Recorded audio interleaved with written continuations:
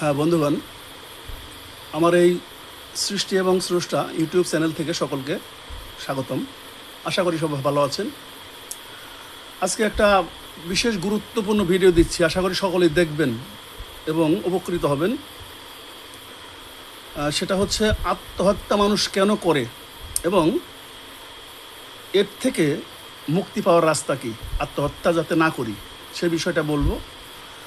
তার আগে আপনাদের বলবো, যদি আমার এই ভিডিওটা ভালো লেগে থাকে পুরাটা দেখবেন। দেখার পরে যদি ভালো লাগে, যারা সাবস্ক্রাইবটা করেছেন তাদের ধন্যবাদ, এবং যারা করেননি অনুগ্রহ করে একটু সাবস্ক্রাইবটা লাইক, কমেন্ট এবং শেয়ার করে দেবেন। আসুন আমরা মূল কথায় প্রবেশ করি। আমরা আজকে ভিডিওটা দেওয়ার একটা কারণ হচ্ছে, আমি আমার গ্রামের বাজারে গেছি। এখানে গিয়ে এক লোক আলাপ করছে যে ওনার এক রিলেটিভ, তার ছেলে, তাকে 30 লক্ষ টাকা খরচ করে তাকে ডাক্তারিতে ভর্তি করেছে, কিন্তু কোনো একটা কারণে সেই ছেলেটা আত্মহত্যা করেছে। এটা অত্যন্ত দুঃখজনক। কাজেই এর থেকে মুক্তি পাওয়ার রাস্তা কী এবং আত্মহত্যার প্রবণতা কখন আসে, কিভাবে আসে, সেটাই বলবো। আশা করি পুরোটা শ্রবণ করবেন, উপকৃত হবেন। সেটা হচ্ছে, মানুষ যখন একটা কোনো বিষয় নিয়ে খুব বেশি টেনশনগ্রস্ত থাকে এবং নিজেকে ম্যানেজ না করতে পারে, যে কোনো একটা বিষয়, তখন সে খুব একটা টেনশনগ্রস্ত হয় এবং সে চিন্তা করে আমার এই জীবনের কোনো মূল্য নেই, আমি এটা বেঁচে থেকে কী করব। ঠিক তদ মুহূর্তে সে আত্মহত্যার চিন্তাভাবনা যখন করে, তখনই কিন্তু তার ভিতরে এই প্রতিক্রিয়াটার সৃষ্টি হয় যে আমি আত্মহত্যা করব। কোন দিকে আত্মহত্যা করলে সুবিধা হয়? বিষ খাবো, না গলায় রশি দিয়ে আত্মহত্যা করবো, না ট্রেনের নিচে যাব? এভাবে সে আত্মহত্যা নিয়েই সে চিন্তা করতে থাকে। মানুষ যেটা চিন্তা করে সেটা তার প্রতিফলন কিন্তু ঘটবে। যত বেশি চিন্তা যেটা নিয়ে করা হবে, সেইটা তত বেশি আপনাকে গ্রাস করবে। প্রথম। দ্বিতীয় হচ্ছে, অনেক সময় প্রেম করে, প্রেমের ফাঁদে পড়ে, হয়তোবা প্রেমিক বা প্রেমিকা যে কোনো কারণেই যদি তাদের মিলন না ঘটে অথবা বিচ্ছেদ ঘটে মিলনের আগে, তখনও কিন্তু আমরা দেখতে পাই যে তারা আত্মহত্যার পথটা বেছে নেয়। আরেকটা বিষয়, এমন একটা অপকর্ম করেছে, বা অপকর্ম নয়, তার নামে হয়তোবা কেউ এরকম একটা কুৎসিত বদনাম দিয়েছে, তখন সে লোক সমাজে মুখ দেখাবে কি করে, সেই চিন্তা করে সে এই আত্মহত্যার পথটা বেছে নেয়। আমি কিন্তু আগেই বলেছি, আত্মহত্যার পথ বেছে নেওয়ার পরে সে বারেবারেই চিন্তা করে আমি আত্মহত্যা করব।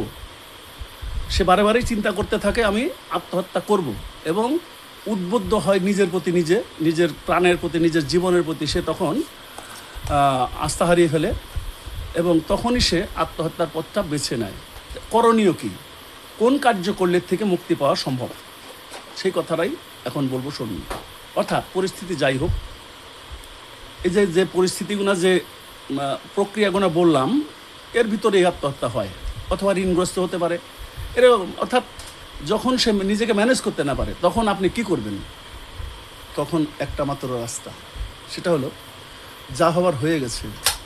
আপনি যদি মনে করেন যে না, বা যে আত্মহত্যা করার ইচ্ছা প্রকাশ করেছে যে না আমি আত্মহত্যা করব, আমি তাকে বলবো, আপনি আত্মহত্যার কথা চিন্তা না করে নিজেকে লুকিয়ে ফেলুন, নিজেকে অন্যত্র কোথাও নিয়ে যান, যেখানে আপনি গেলে কেউ আপনাকে দেখবে না, কেউ আপনাকে জানবে না। অনেক দূরে চলে যান, নিজেকে লুকিয়ে ফেলুন। কোনো একটা কাজ নিন, সেই কাজটা করে নিজেকে সেখান থেকে প্রতিষ্ঠিত করুন, এবং যতদিন পর্যন্ত প্রতিষ্ঠিত না হবেন ততদিন পর্যন্ত ওখানেই থাকুন। প্রতিষ্ঠিত হওয়ার পরে আপনার এলাকায় আসার প্রয়োজন নেই, আপনি সেখানেই প্রতিষ্ঠিত হন, বাড়িঘর করবেন, বিয়ে শাদী করে নেবেন। আপনাকে মনে রাখতে হবে, জীবন একটাই জীবন। কখনোই আত্মহত্যার কথা চিন্তা করবেন না, যত বড় সমস্যাই হোক না কেন, কখনোই মৃত্যুর পথে আপনি যাবেন না। যদি একবার ধারণা করেন, একবার চিন্তা করেন আমি আত্মহত্যা করব, আপনি কিন্তু সেখান থেকে বেরিয়ে আসা অনেক কষ্ট।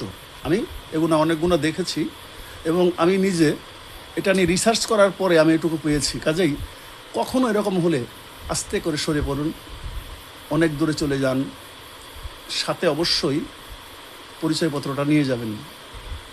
সেখানে গিয়ে হয়তো যে কোনো একটা প্রথমে একটা কাজ ধরেন আপনার যোগ্যতা অনুযায়ী, বা যোগ্যতার নিচে যেয়েও ধরতে হবে। তারপরে আস্তে আস্তে সেখানে থাকতে থাকতে আপনি যে কোনো একটা রাস্তা দেখবেন পেয়ে যাবেন। আপনি মনে রাখবেন যে বদনামটা হয়েছে বা যে ব্যর্থতা আমার, আমি সেখান থেকে উঠে আসব। আমি ব্যর্থতার মধ্যে আমি নিজেকে বিসর্জন দিতে পারবো না। ঠিক আস্তে আস্তে দেখবেন সমস্ত সব কিছু আধার কেটে যাবে এবং আপনি সুন্দর জীবনে প্রবেশ করতে পারবেন। অনেক টাকা লাগে না একজন মানুষ বেঁচে থাকতে অনেক টাকা লাগে না। কি লাগে?